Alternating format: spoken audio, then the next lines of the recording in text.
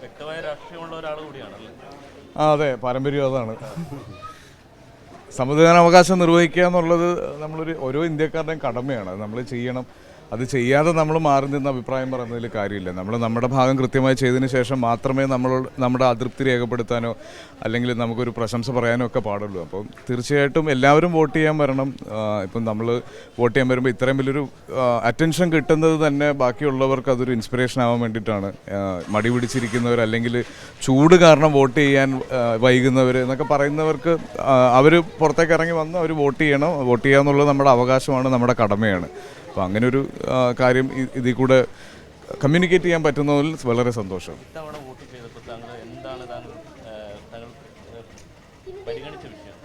ഓരോ പ്രാവശ്യം വോട്ട് ചെയ്യുമ്പോഴും നമുക്കുള്ളത് തന്നെയാണ് മികച്ച ഒരു സൗകര്യങ്ങൾ അല്ലെങ്കിൽ ഒരു മികച്ച രാഷ്ട്രീയ അവസ്ഥ നമ്മുടെ രാജ്യത്തുണ്ടാവുക എന്നുള്ളത് തന്നെയാണ് എല്ലാവരും പ്രതീക്ഷിക്കുന്നതും.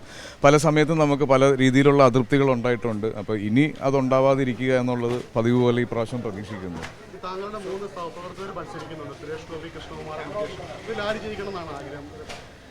അങ്ങനെ ചോദിച്ചാൽ അവരുടെ രാഷ്ട്രീയവും എൻ്റെ രാഷ്ട്രീയവുമായിട്ടുള്ള വ്യത്യാസം ഞാനിവിടെ പറയാൻ ആഗ്രഹിക്കുന്നില്ല. എങ്കിലും ജനത്തിന് നല്ലത് വരുന്നത് അല്ലെങ്കിൽ ജനാധിപത്യത്തിന് നല്ലത് വരുന്ന രീതിയിലുള്ളൊരു വിജയമാണ് ഞാൻ പ്രതീക്ഷിക്കുന്നത്. ഇപ്പോൾ പലർക്ക് വേണ്ടിയിട്ടും ഈ പ്രാവശ്യം കഴിഞ്ഞ പ്രാവശ്യം വളരെ സജീവമായിട്ട് ഇലക്ഷൻ പ്രചരണത്തിന് ഇറങ്ങിയിട്ടുണ്ടായിരുന്നു. പക്ഷേ ഈ പ്രാവശ്യം അതിനുള്ളൊരു സമയവും സൗകര്യവും കിട്ടിയില്ല.